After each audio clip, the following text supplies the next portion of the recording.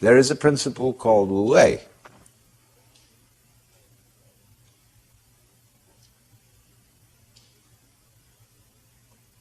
And this means,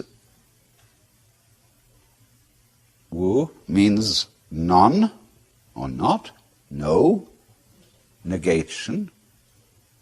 Wei has a combination of meanings. It can mean action, making, but the best translation I have found for it is forcing.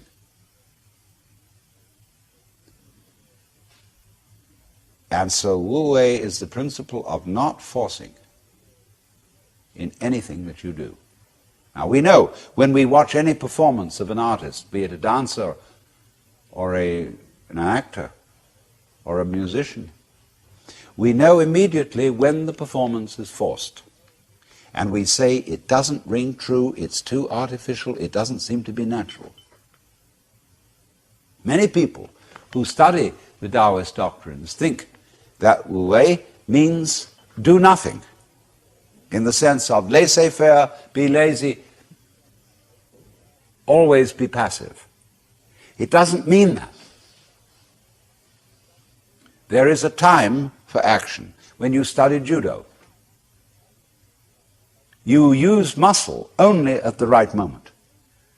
When your opponent is hopelessly overextended and off balance, and you add a little muscle to it and you throw him across the room. But only then. You never use muscle at the wrong moment. For as Shakespeare knew perfectly well, there is a tide in the affairs of men which, taken at its flood, leads on to fortune. And so Wu Wei is based on knowledge of the tide, the drift of things. Get with it. Wu Wei is the art of sailing rather than the art of rowing. So, if you say now, one of the most famous sayings in the Lao Tzu book is superior virtue has no intention to be virtuous, and thus is virtue. Inferior virtue cannot let go of virtuosity, and thus is not virtue. So one could also say, the real Wu Wei is not intentionally Wu Wei, and so is Wu Wei. But inferior Wu Wei so tries to be Wu Wei that it isn't. In other words, this is saying Wu Wei is not a matter of cultivated passivity or even of cultivated spontaneity, because there are people who think that they are released, that they have realized that they are the Tao, as all of us in fact are, or that you are, to put it into Vedanta terms, every one of us is the Brahman, the eternal self of the universe, beyond all description or classification or thought. And you say, okay, baby, I'm that. Now I'm going to have a ball. Well, what kind of a ball do they have? Well, what they do is they look up the rules on which society runs and do the opposite. Well, that's still running by the rules of society. And it's the mirror image in reverse. That's not spontaneity. You have to be able to realize that you don't know what you really want to do until you are very quiet. And it tells you. So, to quote Jesus, unless you become again as a child, you cannot enter the kingdom of heaven. And if you read the Bible, incidentally, which is a very dangerous book, as I'm going to be demonstrating in Playboy this December, but understand heaven in a very literal sense, space. See, we are in heaven now. because the earth is a spaceship, and heaven is space. What is called in Chinese gung, Japanese gu, the void. That's what is important. That most of us don't know this. Even Shakespeare has one of his characters saying, "Oh, that this all too solid flesh would melt." But do you know you are much more space than you are anything else? If the ponderable, I won't say matter, the ponderable whatever in your bodies were condensed and all put together, it would be smaller than the point of a pin. And anyway, somebody once said, even a bishop is 80% water.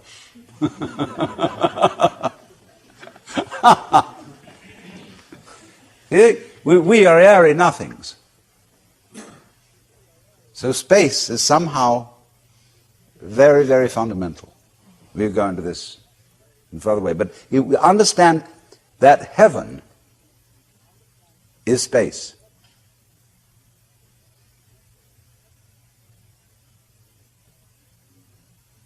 And all those references in those nursery rhymes that we learned as children, which were the hymns about heaven. Always we're talking about thrones and crowns and harps and streets of glass.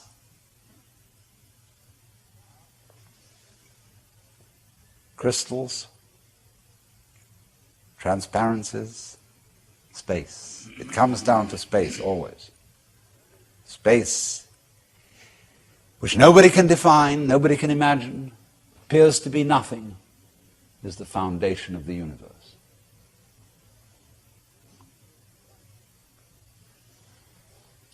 But you have to become again as a child to see that. Now you go back to your childhood. What were the fascinating things? What's out there? What's beyond the stars? How long does it go on? And Mama said, it goes on always and always and always. The child wonders. He's excited that this is something that never ends. Then the child asks about time. How long ago is long ago? Well, the Bible says that in the beginning God created the heaven and the earth. Well, what did God do before he did that? Well, as one person said, he sat up thinking punishments in hell for people who ask silly questions. But still, that is only a joke. And the child thinks of God going back and back and back forever, with never beginning. So in the same way you think about death. Go to sleep and never wake up. Never.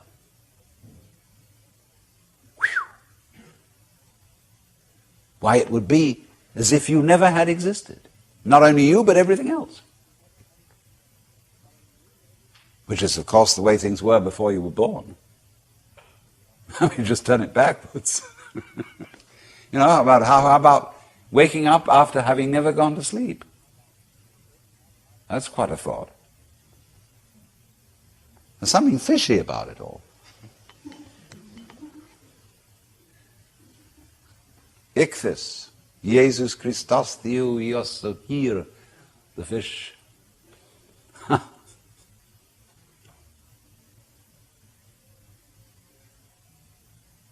So we get a funny feeling when we think those questions really through.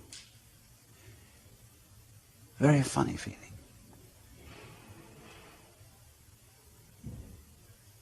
And children, you see, love to get into that funny feeling. Children do all kinds of weird things. They like to spin around as fast as possible, so they watch suddenly the whole ground goes tilting. They do this thing with their eyes, and they go,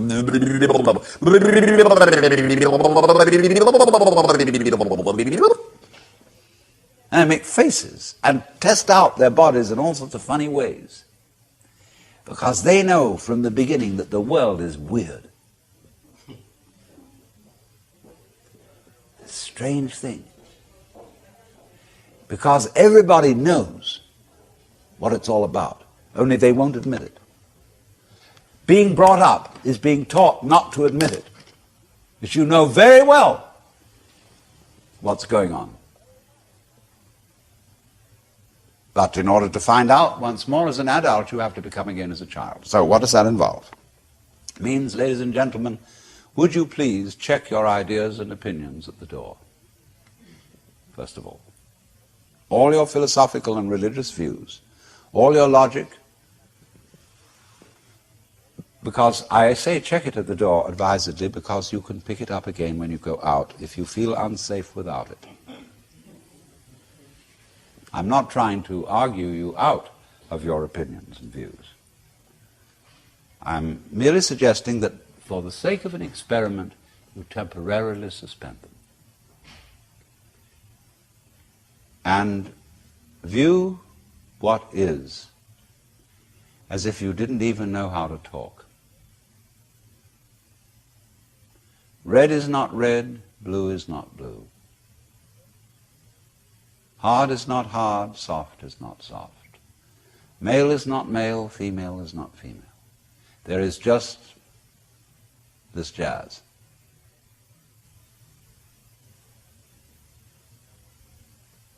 It will not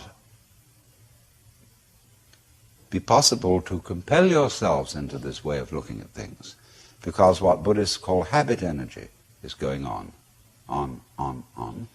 And as I talk to you, you will find yourselves thinking in a compulsive and habitual way, this is red, this is green, this is something, this is nothing, this is solid, this is space. All right, but treat those thoughts that are going on in your head in exactly the same way as if they were, see? That's all they are.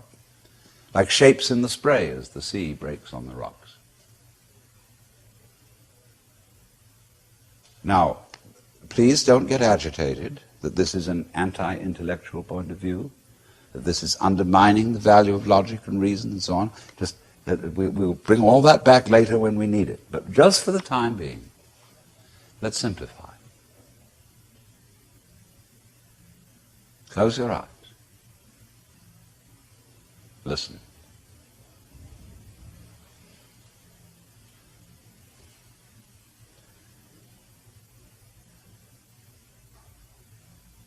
What is? What do you really and truly, honestly, hear? Don't name it. Just as if it were music. Classical music.